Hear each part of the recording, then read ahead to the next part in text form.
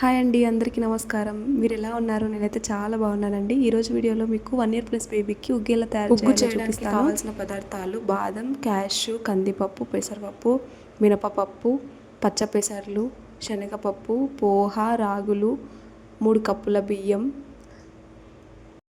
Main ingredient మర్చిపోతే ఇలా cup పల్లీలు కూడా తీసుకోండి. నేనైతే మా పాపకి ఉగ్గు చేసినప్పుడల్లా ఇట్లా అన్ని రకాలు వేసి చేస్తాను. పప్పులు ఎక్కువ ఉండడం వల్ల పిల్లలకి గ్యాస్ ప్రాబ్లం అవుతుందని చాలామంది అంటారు. కాకపోతే మా పాప ఇష్టంగానే తింటుంది అవి. సో నేను యాడ్ చేస్తున్నా అట్లనే. మీరు స్కిప్ చేసుకోవచ్చు మీకు నచ్చితే. అవునండి, నాకు ఒక డౌట్. యూట్యూబ్ నుంచి ఖచ్చితంగా మనీ వస్తుందంటారా? అసలు ఏమో అండి, నేనైతే చిన్న ప్రయత్నంగా యూట్యూబ్ అయితే స్టార్ట్ చేసిన. ఎట్లాగో 3 ఇయర్స్ పిల్లలు వాళ్ళు పెద్దగా అయ్యే వరకు ఖాళీగా ఉండాలి కాబట్టి అప్పటి వరకు చూద్దాం. పికప్ అయితే ఓకే, లేకపోతే మన పని మనం చేసుకోవచ్చు అని యూట్యూబ్ అయితే నాకు వచ్చింది. నేను యూట్యూబ్లో పోస్ట్ చేస్తూ నాకు రాంది నేను నేర్చుకొని మీకు చూపిస్తూ వీడియోస్ అయితే చేస్తాను. చాలా రోజుల నుంచి అనుకుంటున్నానండి వీడియోస్ చేద్దాం. 1 ఇయర్ అవుతుంది నేను ఛానల్ స్టార్ట్ చేసి. బట్ దాన్ని ఇప్పుడు పికప్ ముందరికి తీసుకోతున్నాను అన్నట్టు. ఏమవుతుందో ముందు ముందు వీడియోలు అయితే చూసేద్దాం. కానీ మీరైతే ఖచ్చితంగా సబ్స్క్రైబ్ చేసుకోండి ఫ్రెండ్స్, ప్లీజ్. ఇదంతా మాట్లాడుతుంటే ఉగ్గు వీడియో ఎక్కడనో వెళ్ళిపోతుంది.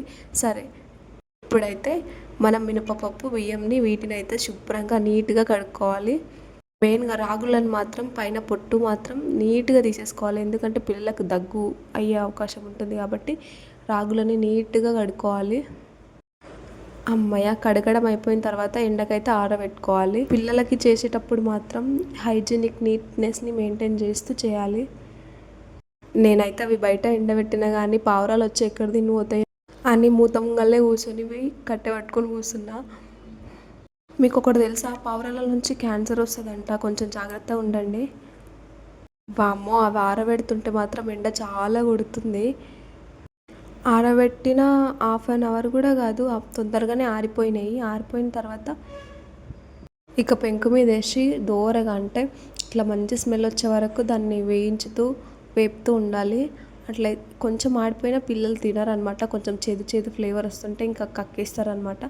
సో మనం నీట్గా వాటిని వేయించి మిక్సీకి వేసి పొడి. మా పాపకైతే ఇప్పుడు 17 months, కానీ నేను ఇంకా ఉగ్గే పెడుతున్నా. ఎందుకంటే తను ఇంకా ఇష్టంగానే ఉగ్గు తినడానికి ఇష్టపడుతుంది.